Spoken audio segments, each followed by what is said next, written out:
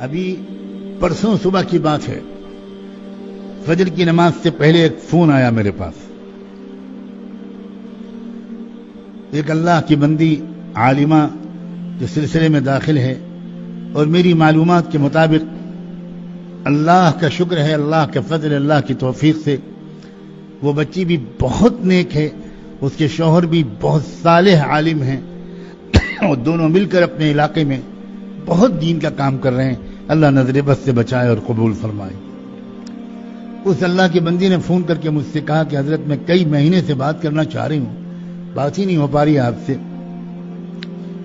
کیا مسئلہ ہے؟ مسئلہ یہ ہے کہ میں چونکہ مستورات میں خواتین میں کام کرتی ہوں، میں چونکہ عورتوں میں کام کرتی ہوں، برابر اجتماعوں میں جاتی ہوں، تو مجھے آئے دن ایسی غم زدہ بے سہارا لاوارث بیوہ اور مطلقہ بہنیں ملتی ہیں کہ جن کے حالات سن کر خون کے آنسو رونے کا دل چاہتا ہے.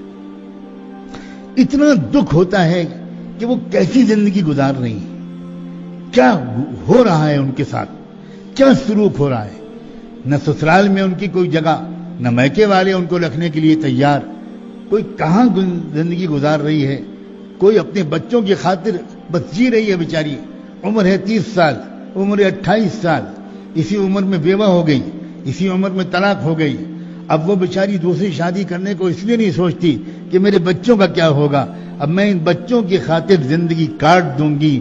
بس یہ دعا کریے کہ میرے بچے اپنے پیروں پہ کھڑے ہو جائیں اور ان کی شادیاں ہو جائیں، پھر اللہ مجھے اٹھا لے. میں اور کسی مقصد کے لیے جینا نہیں چاہتی.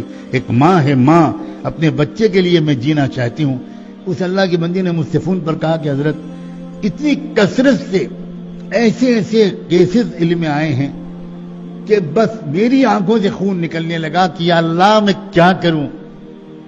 میں پچھلے 4-5 مہینے سے ایک بات سوچتی ہوں، برابر اس کا عزم کرتی ہوں، ارادہ پختہ ہوتا جاتا ہے، لیکن آپ میرے شیخ ہیں. میں نے سوچا تھا کہ میں آپ سے اپنا حال دل بیان کر کے آپ سے مشورہ لوں گی، تب کوئی قدم اٹھاؤں گی. میرا دل یہ چاہ رہا ہے کہ میں اپنے شوہر سے جو آپ کے شاگرد ہیں، اور آپ جانتے ہیں وہ کتنے صالح ہیں، کتنے پیارے انسان ہیں، میں ان سے یہ خوشامد کر کے کہوں کہ آپ ان میں سے کسی بیوہ یا مطلقہ سے آپ نکاح کر لیجئے. میں عورت ذات ہوں، میں جانتی ہوں کہ ایک سوکن کا لانا عورت کے لیے کتنا مشکل ہوتا ہے. حضرت میں یقین دلاتی ہوں انشاءاللہ میں اس کی خادمہ بن کر رہوں گی. بس میری تسلی کا اتنا سامان ہوگا کہ ایک بندی خدا، ایک بہن کے آنسو میں نے پوچھے، ایک غم میں نے بانٹا. حضرت آپ اجازت دے دیجئے، پھر میں ان سے بات کروں، پھر وہ خود ہی آپ سے رابطہ قائم کریں گے. حضرت میں یقین دلاتی ہوں کہ یہ میرا مقصد ہے، اور مجھے امید ہے میرے شوہر میری نیت پر بھروسہ کر کے مان جائیں گے. آپ کسی طرح مجھے مشورہ دے دیجئے، کیا میں ایسا کروں؟ میں سچ کہتا ہوں، میں جواب کیا دیتا، مجھے رشک آتا رہا اس بندی پر، سلام بھیجتا رہا اس اللہ کی بندی پر، دعا کرتا رہا کہ اللہ اس کے اخلاص کو، اس کی خیر خواہی کو، اس کی انسانیت دوستی کو اور بڑھائے. یہ ہے حقیقی اسلام اور یہ ہے اعمال صالحہ.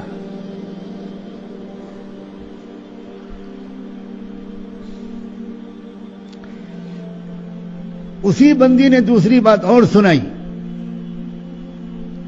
اس ایک مشورے والی بات کے علاوہ ایک اطلاع اور دی. اس نے کہا حضرت مجھے ایک خبر ملی کہ یہاں ہمارے علاقے میں یہ بھی رواج بڑھتا جا رہا ہے کہ عورتیں بچہ پیدا ہونے کے بعد کوئی عورت بچے کو سڑک کے کنارے پھینک آتی ہے. کچھ بچے مر جاتے ہیں، کچھ بچوں کو کوئی تنظیمیں، سرکاری تنظیمیں یا NGOز، رضاکارانہ تنظیمیں اٹھا کر لے جاتی ہیں، وہ ان کی پرورش کرتی ہیں. مجھے پتا چلا کہ فلاں اسپتال میں 3 معذور بچے ہیں، بالکل معذور ہیں، دماغی لحاظ سے بالکل معذور ہیں. ایک بچہ 4 مہینے کا ہے، ایک بچہ اس سے کچھ بڑا، ایک بچہ اس سے کچھ بڑا، 3 بالکل معذور بچے ہیں.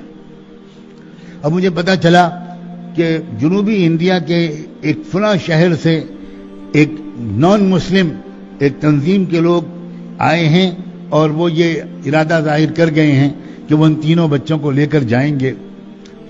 میں آپ سے مشورہ کرنا چاہتی تھی لیکن میں نے سوچ لیا کہ آپ کبھی بھی منع نہیں کریں گے. کبھی برا نہیں مانیں گے. آپ ہی کے مستقل بیانوں کو سن کر میرے دل میں یہ جذبات پیدا ہوئے ہیں. چنانچہ میں اسپتال گئی اور لکھا پڑھی کر کے ان تینوں معذوروں کو اپنے گھر لے آئی ہوں. تینوں معذور بچوں کو اپنے گھر لے آئی ہوں. اور حضرت آپ کو میں کیا بتاؤں، میرا یقیناً مراقبہ کم ہو گیا، میری تلاوت کچھ گھٹ گئی رمضان میں، لیکن مجھے میرے دل کو وہ سکون ملتا ہے کہ میں ان بچوں کو جب کھلاتی پلاتی ہوں، نہلاتی دھلاتی ہوں، ان بچوں کی خدمت کرتی ہوں، تو مجھے صاف لگتا ہے کہ میرا رب مجھ سے راضی ہو رہا ہے اور اللہ میرا رب مجھے مغفرت کر دے گا، معاف کر دے گا. یہ ہے اسلام، یہ ہے اعمال صالحہ.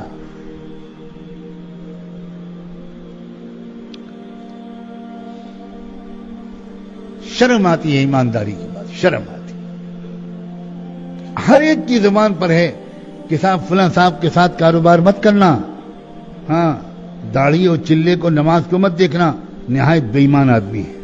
یہ عام زبانوں پر ہے کہ نہیں؟ لوگ یہاں تک کہنے لگے ہیں کہ کسی مسلمان کے اوپر بھروسہ مت کرنا، کسی ہندو کے ساتھ تم کاروبار کر لینا، کسی مسلمان کا بھروسہ مت کرنا.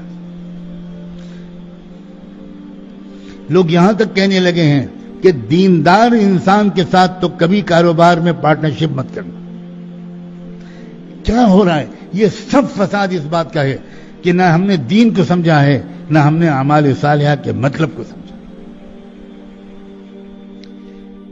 یہ ویڈیو آپ کی خدمت میں لرن قرآن ویب کی جانب سے پیش کی جا رہی ہے. اگر آپ بھی گھر بیٹھے قرآن مجید کی تعلیم حاصل کرنا چاہتے ہیں تو ہم سے رابطہ کریں.